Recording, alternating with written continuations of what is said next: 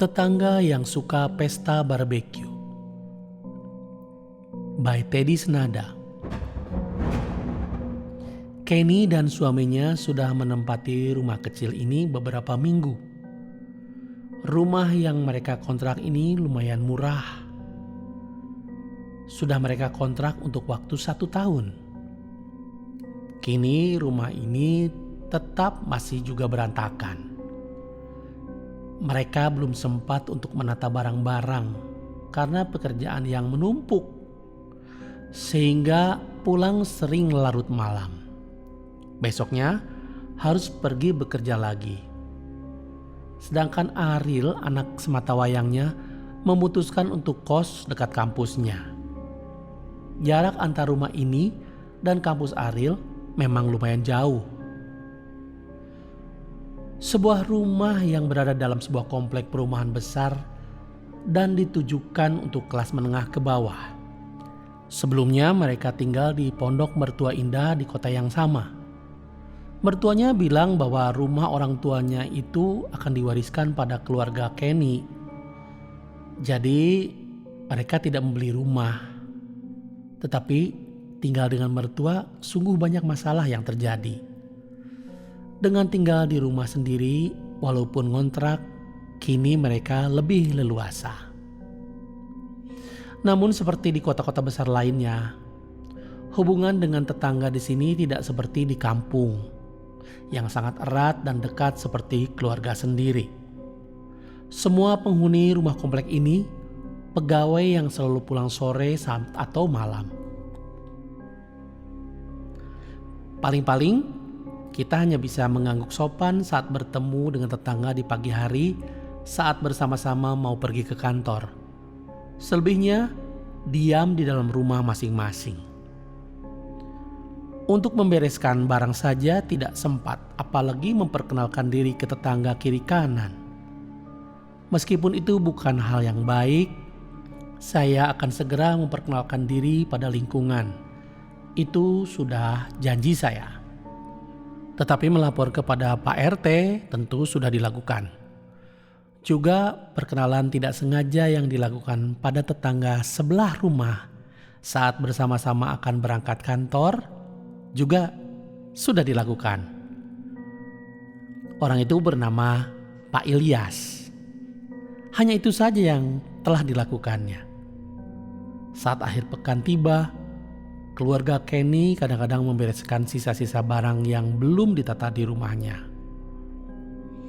Saat Kenny dan anaknya membereskan buku-buku suaminya yang sangat banyak di akhir pekan itu, tiba-tiba siang itu terdengar suara senda gurau keluarga yang sedang pesta barbek di rumah tetangga belakang rumah Kenny. Begitu ramai dan akrabnya suasana tercipta dari pembicaraan dan derai tawa mereka yang disertai kata-kata yang kurang terdengar jelas oleh Kenny. Namun yang membuat Kenny dan anaknya lapar adalah wangi daging bakar yang menusuk hidung mereka. Sungguh menggiurkan dan ingin sekali bergabung dengan mereka. Semula mereka hanya melakukan pesta barbeque itu di akhir pekan saja. Terkadang saat mereka mendengar hingar-bingar memulai pesta barbeque, Kenny dan keluarganya pergi keluar rumah supaya tidak dapat menikmati wangi daging bakar yang enak itu. Namun akhir-akhir ini mereka melakukan pesta barbeque di hari-hari biasa seperti Selasa atau Kamis, tidak akhir pekan. Tiba-tiba ada satu hal yang membuat mereka heran.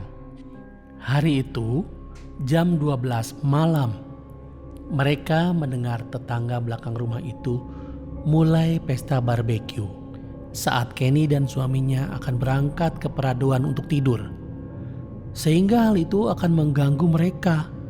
Terlebih bila bau daging bakar itu sudah mulai tercium membuat mereka tidak dapat segera memejamkan mata. Namun suatu hari di akhir pekan yang cerah, di siang hari, ada yang lebih mengganggu lagi. Kali ini pesta barbeque mereka tidak terlalu disertai dengan obrolan dan tawa canda seperti biasanya. Hanya beberapa kalimat terdengar seperti bercakap-cakap berdua. Lalu terdengar pula bunyi arang panas membakar daging. Bunyinya "Tss", begitu, terdengar jelas. Tetapi kali ini bukan wangi daging bakar yang tercium, melainkan seperti bau amis yang busuk dan memuakan. Hampir seperti bau campuran ikan busuk dengan sampah yang sudah dimakan belatung. Hal itu membuat Kenny tidak bisa beraktivitas. Kenny hanya diam sambil minum es teh manis di teras depan, menanti pesta tetangga itu berakhir. Setelah kejadian barbeque berbau busuk itu, Kenny tidak pernah lagi mendengar tetangga belakang rumahnya itu pesta bakar daging lagi.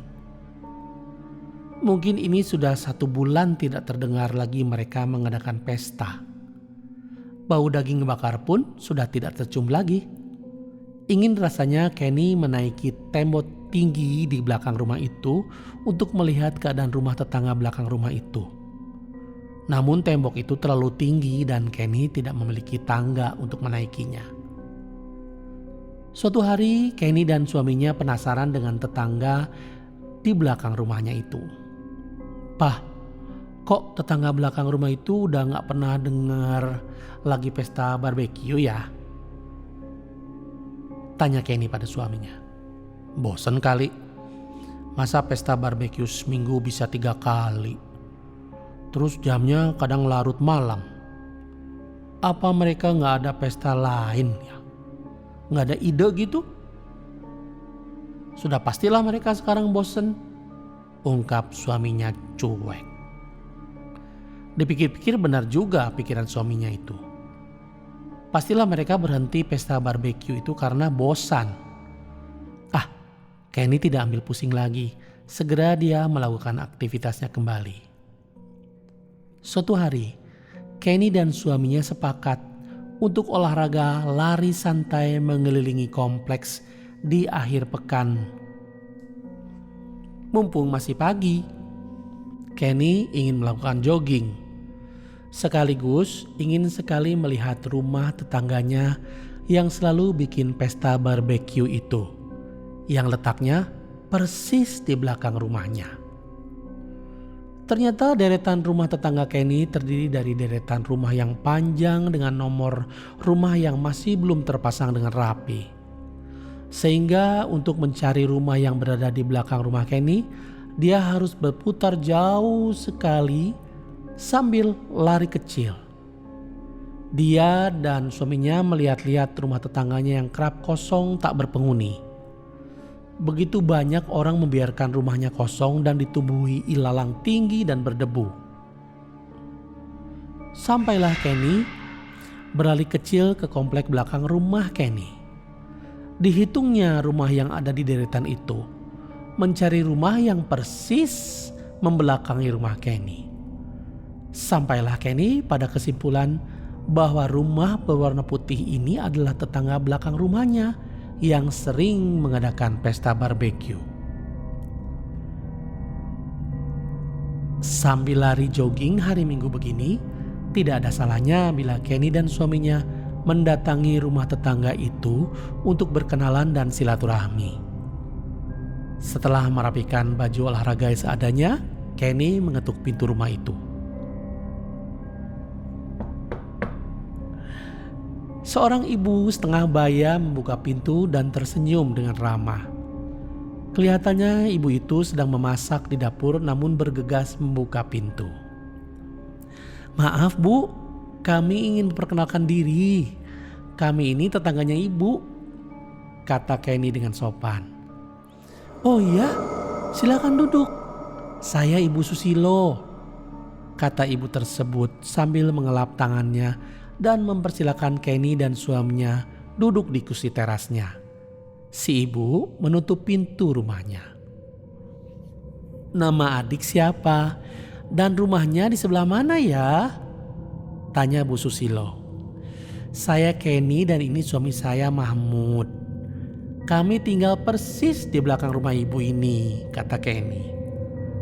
Ibu Susilo mengerutkan keningnya sambil berkata, "Adik Kenny ini siapanya Bu Lilias ya?" "Oh, Bu Ilyas itu rumahnya persis di sebelah kanan saya. Kami pun jarang bertemu, Bu," sahut Kenny lagi. "Loh, kalau begitu rumah di Kenny bukan persis di belakang saya. Karena di belakang saya itu Ibu Ilyas," Ibu Susilo menerangkan. "Oh, jadi rumah yang ada di sebelah rumah saya itu yang mana ya?" Kenny dan suaminya mulai bingung. "Yang sebelah saya ini dong pastinya," kata Bu Susilo sambil menunjuk rumah di sebelahnya. Alangkah herannya Kenny dan suaminya. Rumah yang ditunjuk Ibu Susilo adalah rumah yang halamannya ditumbuhi rumput ilalang yang tinggi serta teras rumah yang sudah kotor dan berdebu, disertai dengan pagar halamannya yang digembok dan rantainya sudah berkarat. Kenny dan suaminya saling berpandangan tidak percaya. "Bu, apa rumah ini dihuni? Atau ada yang jaga, Bu?" tanya Kenny agak bergetar.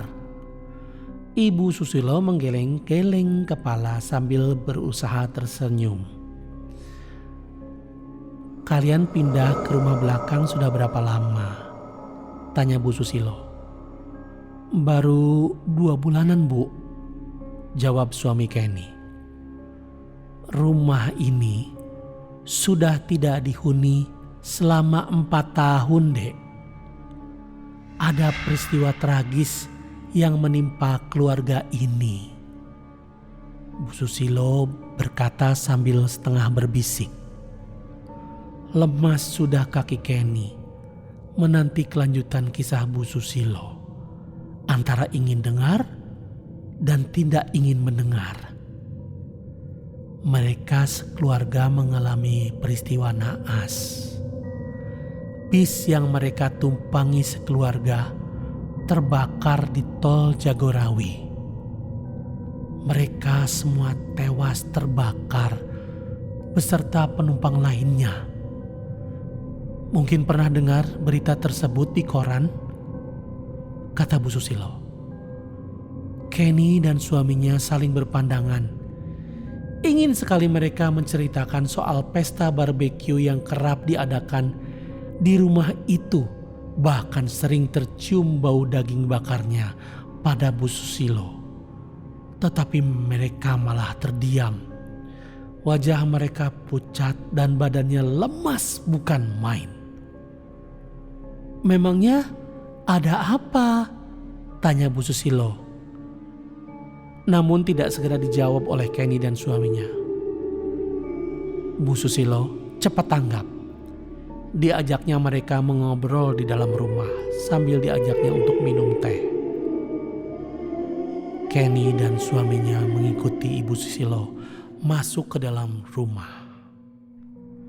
Namun mereka berdua sudah langsung berpikir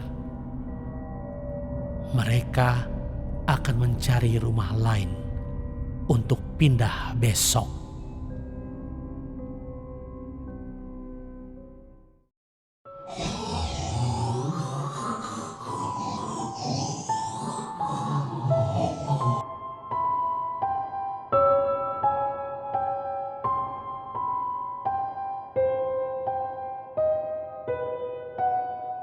Terima kasih. Nantikan audiobuku lainnya hanya di channel Dengar Buku.